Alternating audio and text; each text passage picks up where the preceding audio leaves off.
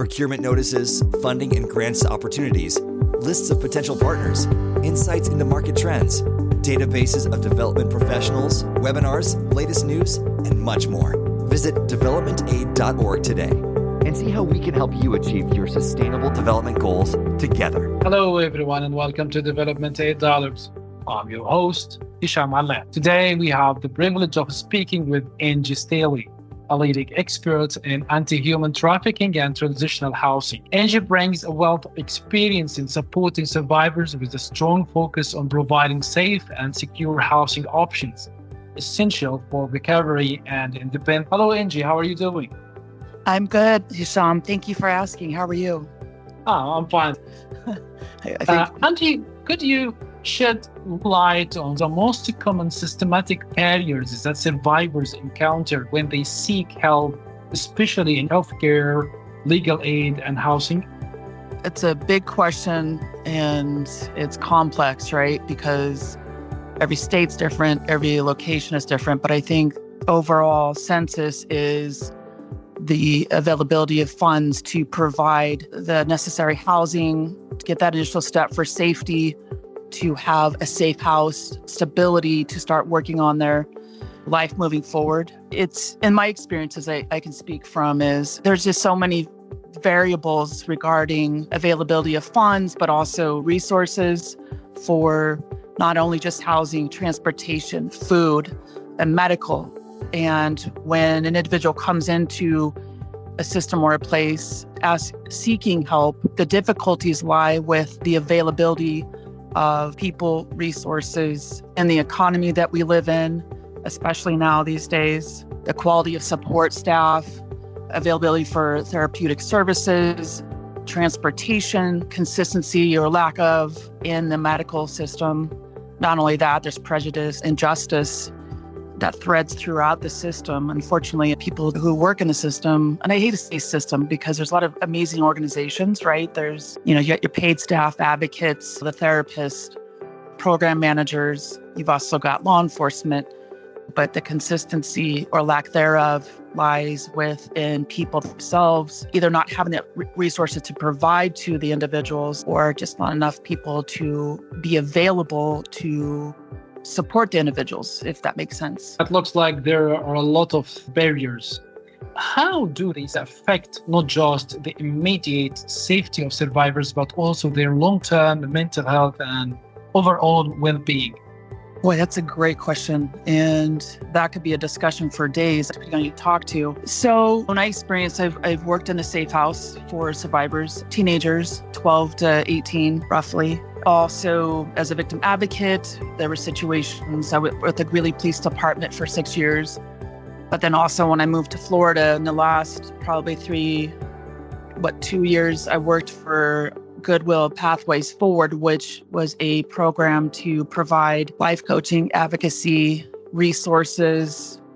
And we worked hand in hand with United Way, their anti-trafficking transitional housing program. So I worked on both sides of those programs. I guess to keep it simple, if you call it simple, is each individual comes with a different story, right? Each person is a walking story with various backgrounds, whether they were homeless, escaping, which could mean that they've come from one state and hijacked all the way across to the United States to a different location.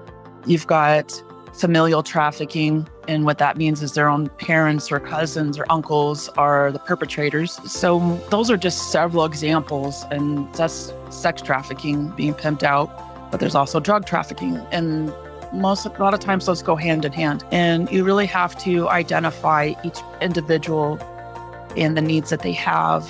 And not everybody needs housing, not everybody needs transportation, not everybody, needs medical. You have to identify what their needs are. And safety is a huge barrier, because when you start breaking down the safety aspect of it, somebody looking for a home or a shelter or somewhere away from where they've been in the game, they've been running away from family, or, there's so many various ways that it comes to us as a point of entry, right, to move forward in their life.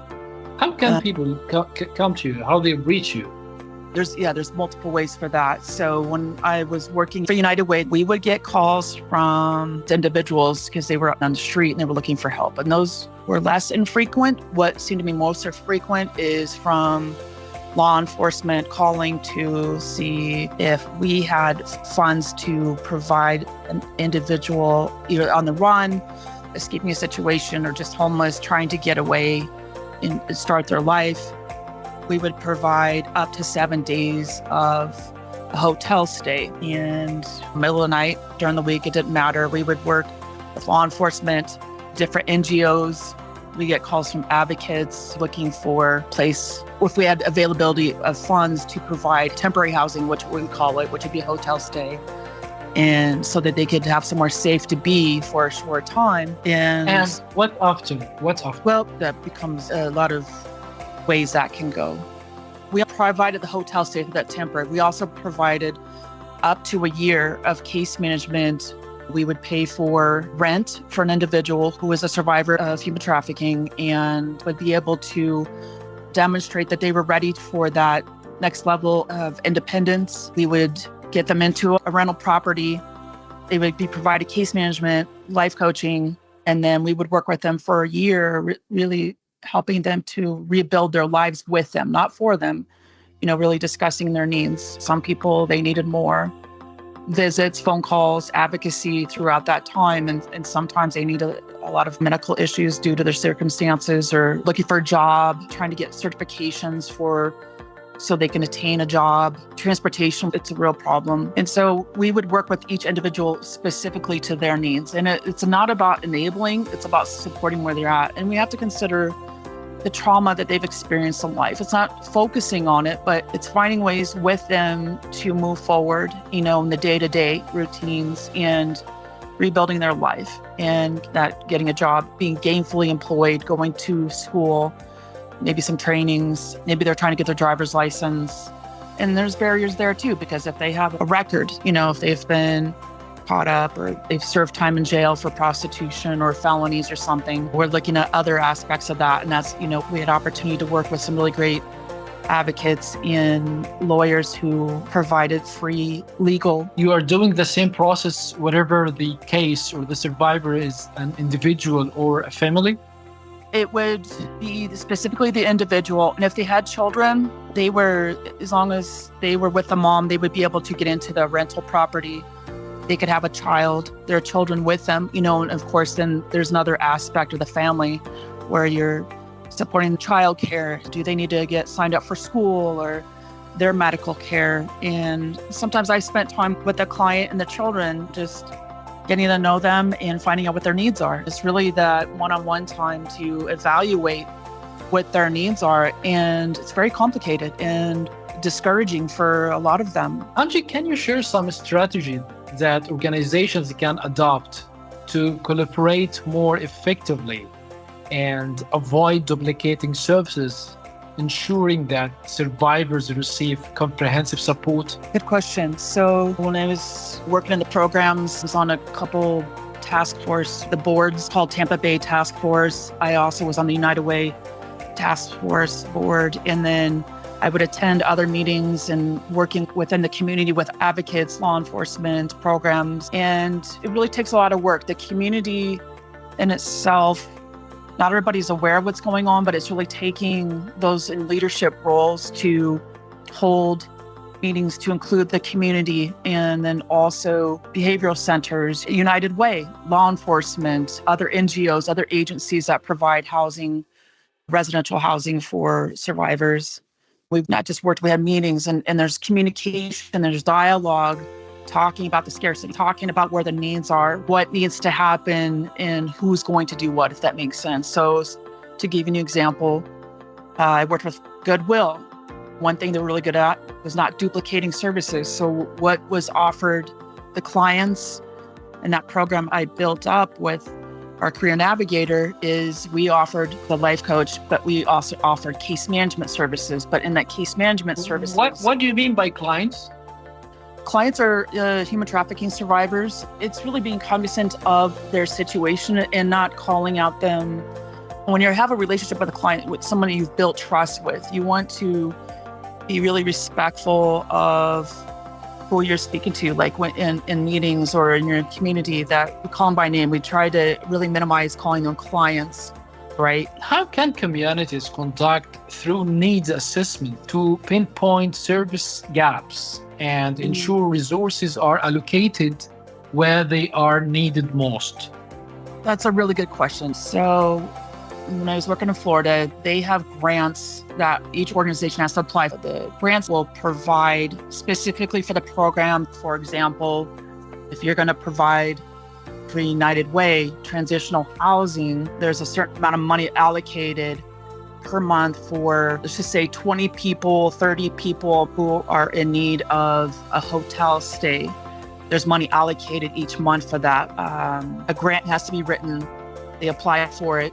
It has to clearly state what is going to be provided, what is the reasons, and then you submit that, you get the money, and then it's still limited, but 20 to maybe 20, 30, 40 clients could be served in a month depending on the need, and maybe it's only 10. It just varies. For the grant with Goodwill Pathways Forward, we provided, case management, life coaching, advocacy. And then in that, it's included with like bus passes, certifications. So it has to be very specific what you're asking the money for. It has to be qualified in this grant itself in order to obtain that funding, but it's very specific. And it depends on, might be for 2 to 3 years, and you have to reapply. Are you providing rehabilitation for drug traffickers? We don't.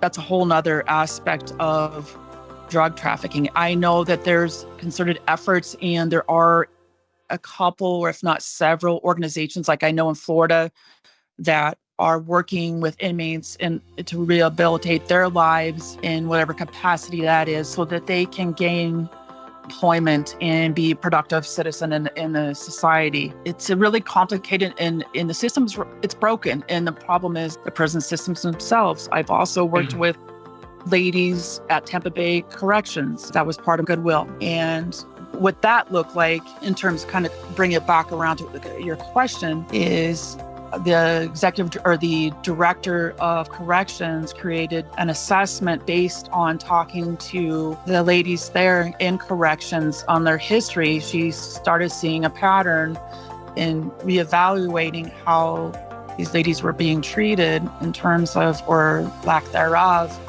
because of their history, because they kept repeating, cycles of coming back into corrections, leaving, coming back in. And there's obviously a history. It's complex trauma. It's things in their life that they haven't been able to really heal from. So they keep repeating behaviors, whether it's being sex trafficked, drug trafficking, or just, felonies. So it's a much deeper issue. We're not just looking at people's criminal minds. We're working with people with lives that have been broken early on and haven't been able to successfully move forward from it. And there's just not enough people in the system to provide real, tangible, holistic healing opportunities. And it's there. It's just, again, it goes back to money. It goes back to time, and goes back to people. Did I understand you correctly that all your clients are ladies?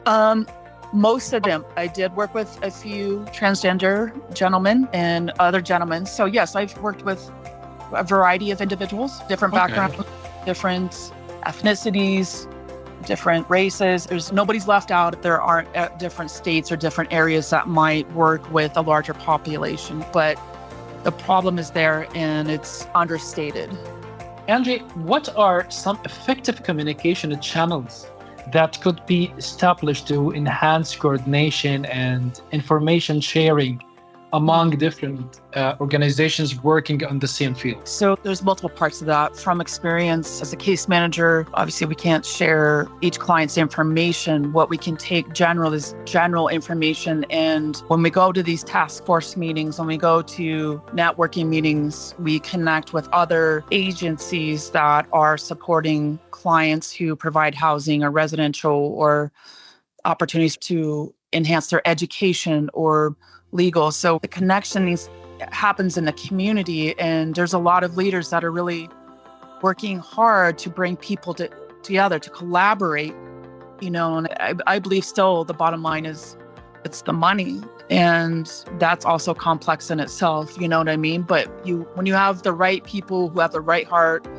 and the wisdom and willing to make changes in the system, the results are there. But it's like a slow moving train, I understand your point, but I'm asking this question because housing is very essential and nobody can survive without it. But there are also other essentials. So do you coordinate with other organizations to complete the task, the job? That's a great question. You've got to work with each individual specifically and find out what their needs are, right? It is getting that housing, which is very difficult because of the economy and the lack of funding or just not enough to provide.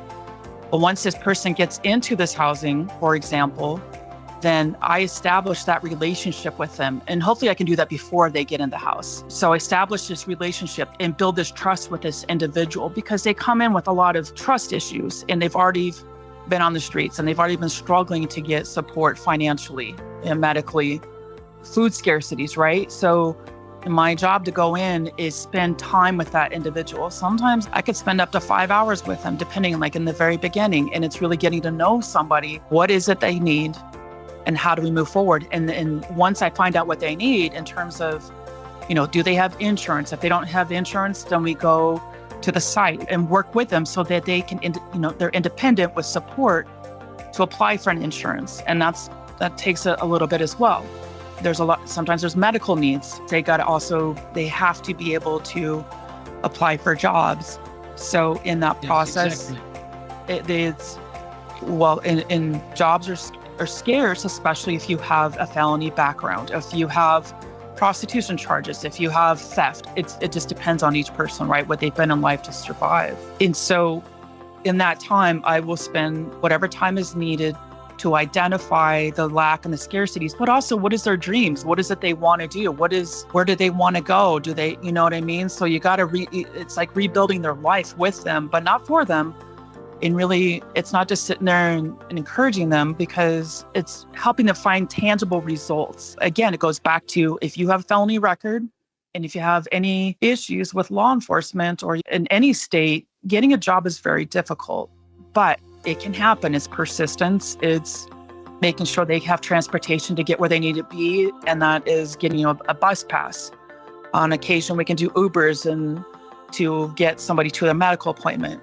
So it's a continual assessment of what the person needs. It doesn't stop the minute they walk in that door in that house. It's building that trust and getting to know who they are, what they need. And a lot of times I'm not a licensed counselor, but because of my experience and my own life experiences, I'm able just to be there and listen to their story. And a lot of times it's working through that and just being heard. And it's being able to help them move forward in those moments. Sometimes it's just that emotional barrier, that pain, the trauma, and fear. They deal with a lot of fear. And you have to think about your own life, the things that you need in their life. It isn't just somebody who you just drop off at the door and say, hey, call me when you need something. It doesn't work that way. We're working with human beings with complex desires and needs and just need help. And sometimes I'll answer the phone 10 o'clock, 11 o'clock at night and have a couple hour conversations. It's just somebody needs to move through the fears, the stress, the complex trauma. And you wouldn't believe the amount of stuff that people go through. And it's without judgment. And sometimes it just helps them make that next step, making another phone call to look for another job. If I've worked with girls who are pregnant, and if they're a different ethnicity, they have difficulty getting into the doctor's office. They experienced it with them. So then you're making call after call till you get that answer. And in my opinion, that's what it takes. We have to be persistent with them. And, the struggle is real. And then also food scarcities, waiting on getting their SNAP cards, their food benefits. They've been indigent for a while, so they're trying to get established. And so you've got to fill out the paperwork, go get that food card. And then they also, at times, organizations can provide like a gift card just to get them through, and that's not sufficient. So this is very clear. And I like what you have said, that you are building the life of them, not for them. And this is reflecting the case completely. Building on this, and from your perspective, what does success look like in your job? Success is individually stated. It can be based on as collectively as a team, right? But success looks like to me, after working with so many girls and spending so much time with somebody who's had to talk through their traumas, talk through the things they've gone through, and to see them keep moving forward and go to that next step to seek a job. And they get into that job and maybe it doesn't work out, but they don't stop. It's watching somebody as they talk through their hardships and just trusting. And for me, success is building a trust with somebody, to trust the information I'm giving them, the trust that I am not going to overpower them. I'm not here to take control. I'm here to empower you to find who you are as a person. What is it, your hearts and desires and dreams, and not giving up on them. To watch somebody blossom in their own journey, whether they are consistent and are able to stay in that, but that they keep moving forward. They keep finding in their own journey the power that they hold within them to keep pursuing, whether it's justice, whether it's getting a job, whether it's getting their education. If they're a single mom, they're getting a home set up so they can get a place of safety, so they can rebuild their lives. And how do we define success in terms of healing, recovery, and the ability to rebuild their lives? It's a long process. The success for them is getting through a day, getting through those phone calls, finding a job. It's small steps.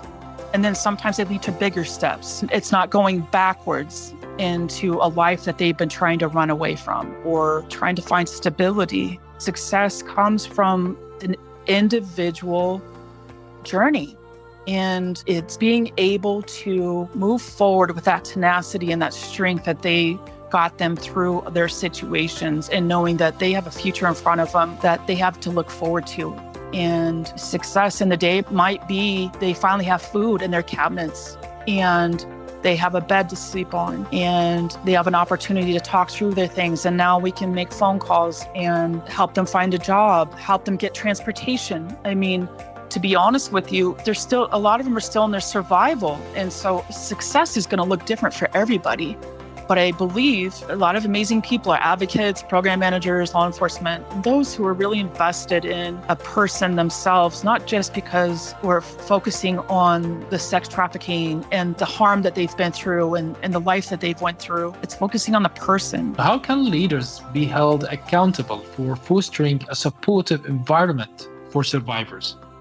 Leaders can be from the ground up, right, but in different positions, but those who have the opportunity to make decisions on how, such as a residential home runs, right, a safe house. It's leadership really needs to be aware of the complexities of how to run a home. As a residential coordinator, I've got about 12 years of experience of constant involvement, I should say.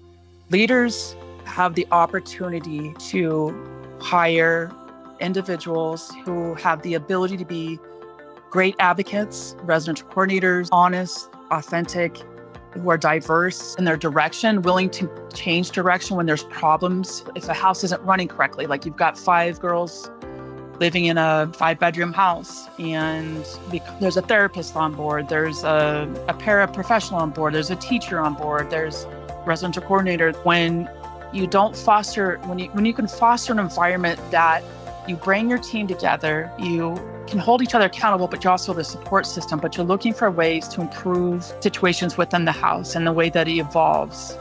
It's very complex because you're looking at each individual who comes in, like as a residential coordinator, you're working with each individual clients within the home as well as with the other professionals. Communication is a necessity. If there's issues, I need to communicate with the therapist. And what that means, that therapist and I will work together. I can relay some of the issues going on in the house during the day, and then she can work with that individual client at the time that's designated for them. She wouldn't know the issues that are going on in the house if that coordinator is not present and is not paying attention to the details and the issues with the house, because you're working with so many individuals, right? And who are also going through their journey. So being responsible, like the responsibility, the financial aspect of it. If you don't have enough money to run a house, the difficulties lie with having the right support staff and the if you're not training your staff properly, if you're not discussing the issues, if you're not discussing the great things that are working, there's not a lot of longevity of the time that this house may remain open. And that's another house that is not available to people, to clients, to have a place to live. Does that make sense? Yeah, totally. What are some of the most persistent obstacles you have faced? And how have you adapted your strategies to overcome them? Resources and time, the amount of people that need help and support. The next step would be to call other agencies to see if they have any housing that's residential. Does somebody have to go to rehab, or is there another state that this person could go to, or is it another city? So it's just that constant digging for what is the next step? Who can I call? Who offers these resources? And we do hit walls where sometimes a person's just not ready to get the help that they need, or they can't handle that independence. But then again, it's the housing aspect. And sometimes the other residential houses in different cities are full, so we're running into limited availability. Exactly. Angie, your work in anti-human trafficking and transitional housing is truly commendable. The impact you have had in supporting survivors, or clients as you prefer to call them, and helping them rebuild their lives is nothing short of extraordinary. Today, we have had the privilege of speaking with a leading expert in anti-human trafficking and transitional housing. Stay tuned for another insightful conversation on Development $8. Until next time, this is your host, Hisham Alam, signing off. Goodbye.